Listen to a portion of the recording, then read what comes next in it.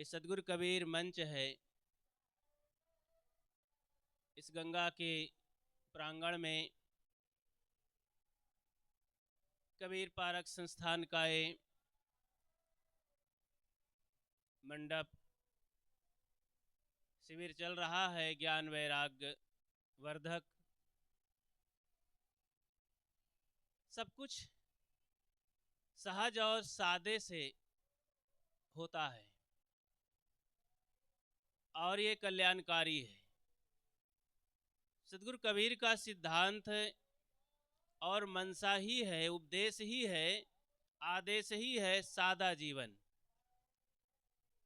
उन्होंने सहज समाधि की बात जो कही, सहज समाधि, सहज भक्ति, सहज ज्ञान, सहज जीवन, सहज कल्याण, ये मध्य मार्गी जो बात है हर पक्ष में बहुत ही मानव हित में है। कोई दिखावा नहीं है। ऐसे ही मार्ग में चल करके मनुष्य कल्याण, निर्वाह, व्यवहार सभी दिशाओं में अच्छा जीवन जी सकता है, स्वयं के लिए और दूसरों के लिए भी। सदगुरु कबीर कहते हैं,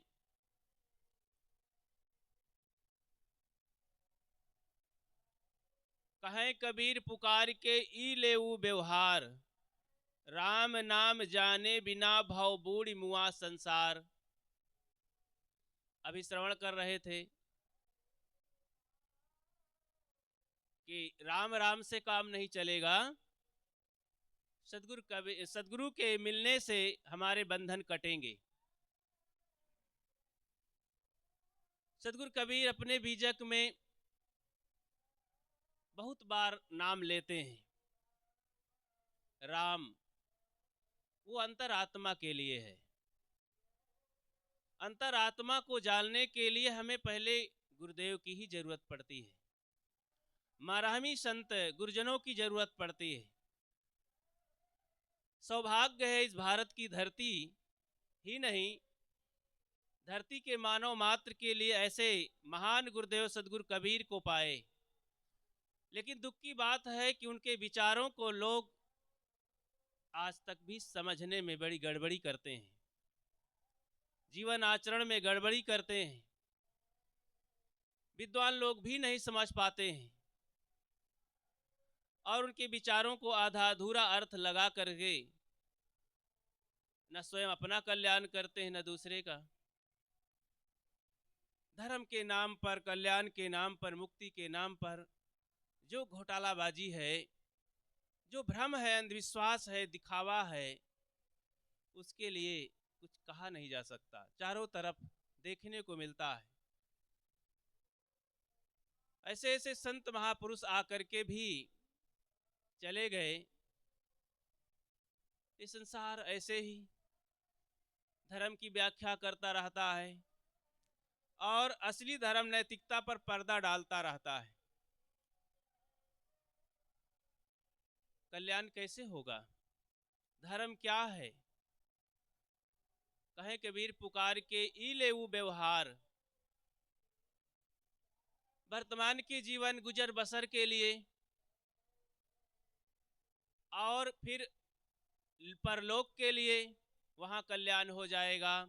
यहाँ ऐसा काम करो, इस तरह से जीवन जियो, ऐसे गुरु बाबा को मानो, ऐसे हवन तर्पण मान्यता करो, ऐसे चारों धामों में जाओ तो कल्याण हो जाएगा, मुक्ति हो जाएगी, बंधन कट जाएगा, दुख कट जाएगा। यही तो हो रहा है चारों तरफ। ऐसा कथा सुनो, ऐसा पाठ करो, इतना दान करो, तो यहाँ पर ये हो रहा है। और वहाँ के लिए फिर भगवान को याद करो, प्रभु का नाम जाप करो, कल्याण हो जाएगा। यही तो चारों तरफ इसी का बोलबाला है ना। भगवान जब मिलेंगे, दया करेंगे, सारा बंधन दुख कट जाएगा। अरे कबीर पंथ में आकर के भी लोग कबीर कबीर कहते हैं, लेकिन वो भी कहते हैं तभी सतलोक जाओगे। और जब असली गुरु मिलेंगे, क्योंकि सदगुरु कबीर जिनके लिए मंत्र बता दिए हैं, उन्हीं के दीक्षित उपदेश लेने से कल्याण होगा, नहीं कहीं जा नहीं सकते हो। एक उदाहरण आता है, एक जगह ईसाइयों में पादरी साहब बहुत अच्छी कथा कह रहे थे। बहुत सी जनता बैठी हुई थी, पूरा मजमा लगा हुआ था और वाह वाह हो रहा था। पादरी साहब बता रहे थे कि भगवान का भजन करने से जब प्रभु मिल जाएंगे, उनकी प्रार्थना होगी तो गति मुक्ति शांति मिल जाएगी, सब दुख कट जाएगा। उसी सभा में बैठा एक समझदार सज्जन आदमी को शंका हुई, वो खड़ा हुआ। सभा जब समाप्त होती तो खड़ा होता है, पादरी महोदय आपने बहुत अच्छी कथा कही, उसमें बहुत अच्छी बातें लगी, लेकिन आपके इस प्रवचन सत्संग में कथा में मुझे शंका होती है और मुझे समाधान मिले तभी संतोष मिलेगा, नहीं नहीं, कृपा करके आप बतावें। उन्होंने कहा बताइए क्या प्रश्न है। उन्होंने कहा मैं झूठ नहीं बोलता हूँ, बड़े बुजुर्गों का सम्मान करता हूँ, सदा सतमार्ग में चलता हूँ, जीवों को हिंसा नहीं करता हूँ, दया करता हूँ, गंदा खान पान नहीं करता हूँ, काम क्रोध लोभ मोह को बस में करके शांति का जीवन पसंद करता हूँ, भगवान को मैं नहीं मानता हूँ और चारों तरफ भटकाव में मैं नहीं जाता हूँ, अपने घर में शांति से रहता हूँ, अपने बड़े बुजुर्गों का सम्मान करते हुए अपने घर गृहस्थी में शांति से रहता हूँ। अभी अभी आप बताए हैं कि जो भगवान को मानेगा वो स्वर्ग जाएगा, बाकी और कोई जगह है वहाँ जाएंगे, तो आप बताएं कि मैं कहाँ जाऊंगा, मैं तो भगवान को मानता ही नहीं हूँ। पादरी साहब विचार में पड़ गए, आंख मूंद लिए, उनको कोई प्रश्न नहीं सूझ रहा था। क्या बताऊं, मुझे तो संदेह हो रहा है, ये आदमी सब कुछ बढ़िया कर रहा है, नैतिकता के मार्ग में चल रहा है, सदाचार का पूरा सेवन कर रहा है, केवल भगवान को नहीं मान रहा, ईश्वर को नहीं मान रहा, सच्चिदानंद को नहीं मान रहा है। तो शास्त्रों में तो ये बात नहीं बताई गई। कह देता है ठीक है कल इसका उत्तर दूंगा, बैठ जाता है, शाम हो जाती है, सभा तो पहले ही समाप्त हो गई, रात भर उसे नींद नहीं आती है, परेशान हो जाता है, सोचते सोचते बाइबिल पलटते पलटते, नई बाइबिल पुरानी बाइबिल पलट करके देखता है कि सारी बातें इधर उधर की हैं, लेकिन ये प्रश्न का समाधान तो है ही नहीं। सो जाता है, सपना देखता है, सपना देखता है कि मैं रेलवे स्टेशन पर पहुंचा हूं, वहां अनाउंसमेंट होता है कि स्वर्ग जाने वाली ट्रेन आ रही है, पहले नंबर प्लेटफार्म में रुकेगी, जिनको जाना हो तैयार हो जाओ, सावधान यात्रियों। जैसे ही सुना, मैं सोच रहा था कि जाकर स्वर्ग देख ही आऊं, वहां कौन कौन रहते हैं। ट्रेन में बैठ लेता है, पादरी साहब को सपना हो रहा था, ट्रेन में बैठते हैं, ट्रेन चल देती है, स्वर्ग पहुंचाती है। स्वर्ग में जैसे पादरी साहब देखते हैं कि वहां बहुत भीड़ भड़क्का है, गर्दा गुब्बार है, शोरगुल है, बहुत कीचड़ है, गंदगी है, वहां शांति का वातावरण तो है ही नहीं स्वर्ग में। पादरी साहब सोचने लगते हैं, ग्रंथों में इतना लिखा हुआ है, स्वर्ग ऐसे है वैसे है, यहाँ तो सब वीरान है, गंदगी से भरा हुआ है, कोलाहल है, शोरगुल है, गर्दा गुब्बार है, कीचड़ है, ये कैसे हो गया है। वहाँ देख करके लौट आते हैं। फिर स्टेशन में पहुँचते हैं, दूसरा अनाउंसमेंट होता है कि ट्रेन आ रही है, चौथे नंबर प्लेटफार्म में रुकेगी, वो नर्क ले जाएगी, जो नर्क के लिए तैयार हो सावधान हो जाएं।